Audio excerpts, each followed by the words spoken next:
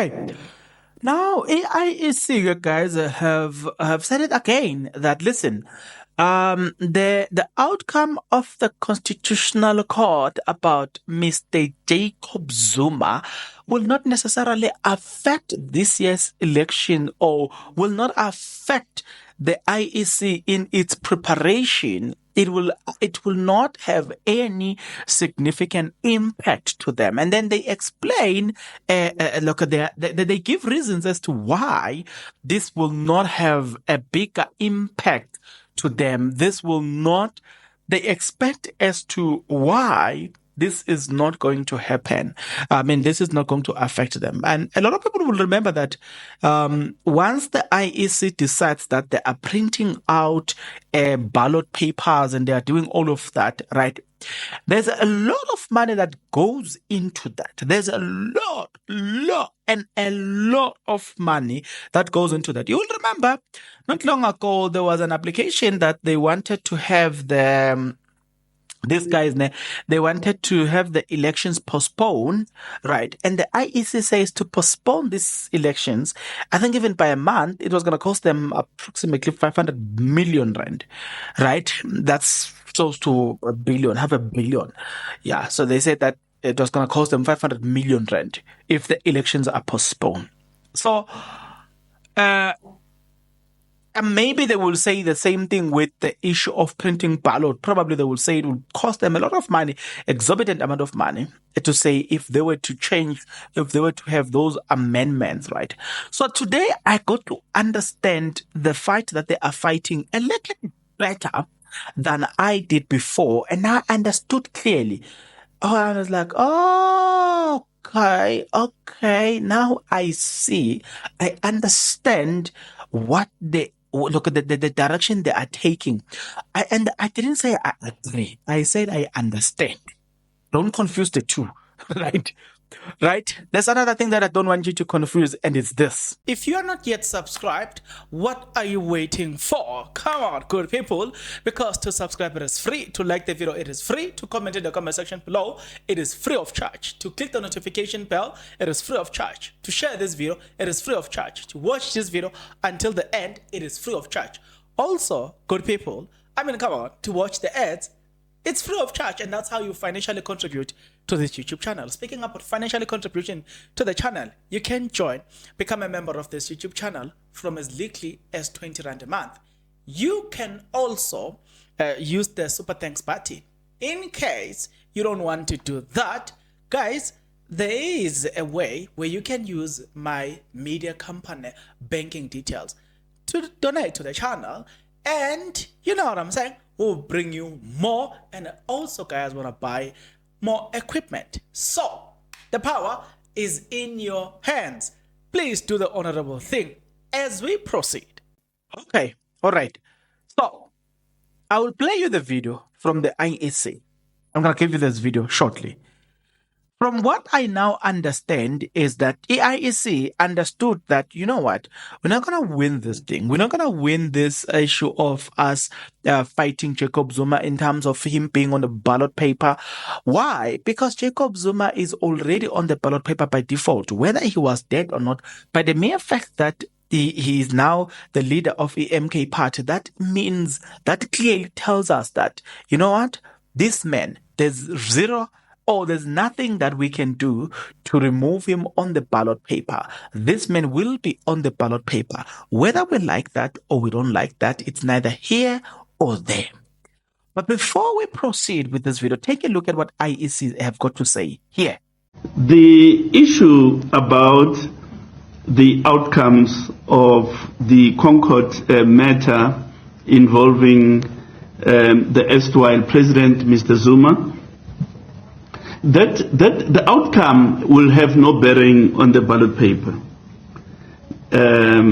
As matters stand, Mr. Zuma is the registered party leader of MK Party, and to that extent, he is the person whose photograph is on the ballot paper for MK.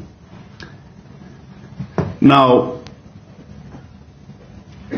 whether he is a candidate or not a candidate, it has no bearing on that aspect, because you are on the ballot paper if you are a registered leader of a political party, irrespective of whether you are a candidate or not a candidate in that election. So there won't be any impact really in respect of the ballot paper.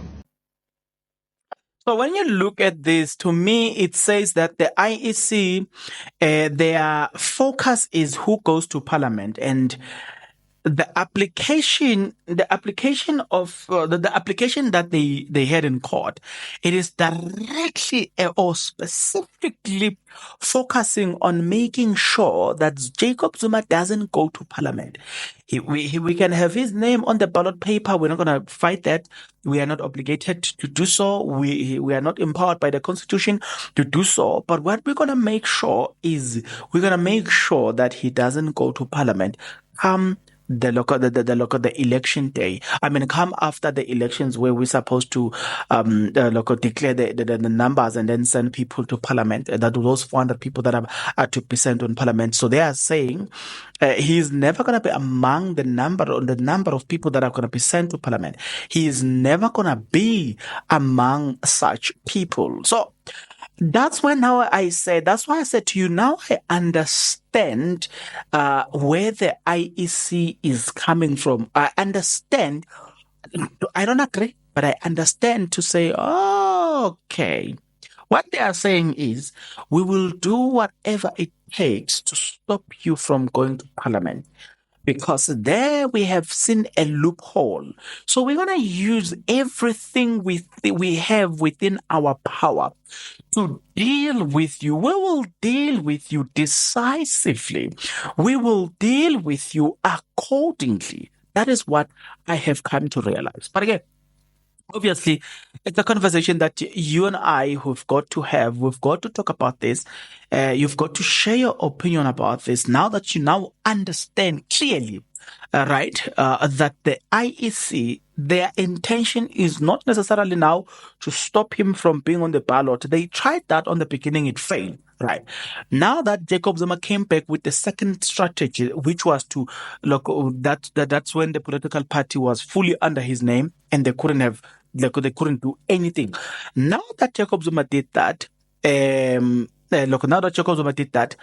knew that they didn't have power, so they changed the strategy. Now they say they were like, let's stop him from going to prison, and then they've gone up to a point of now taking this whole matter to the Constitutional Court. Having done all of that, having explained what I've now explained, and now that you understand what you probably didn't understand previously, how do you think, or do you agree with the decision of the IEC to take this matter for a legal advice? Well, I know a lot of people will say, but Bongs, how do you say it's a legal advice when you've got lawyers that can give you a legal advice?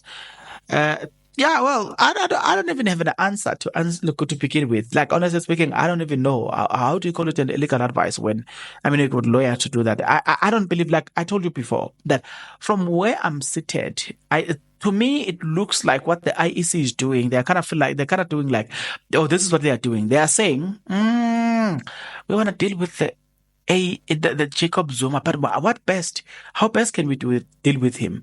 So we're going to do this, not because we will be there to fight it and make sure that we see it through, but it's a true pass. We know that once we have done this, the other political parties will look based on the decision that will come from court. Say, for instance, the Constitutional Court says that Jacob Zuma, you are not supposed to stand on the ballot paper. You're not supposed to go to parliament, right? So the IEC might just keep quiet, knowing exactly that this political party, and I can guarantee you, DA will be the first among all of them to fight and make sure that Jacob Zuma doesn't go to prison. So, in other words, they have enabled a war. They have given this other political party a weapon to fight Jacob Zuma. That is exactly what I personally, sitting here looking at their strategy, that is what I'm seeing. What are you seeing, Wena? You will have to get into the comment section below. You will have to tell me what you think. Guys, you and I will see each other in the next episode. And until such a time, good people, please take care.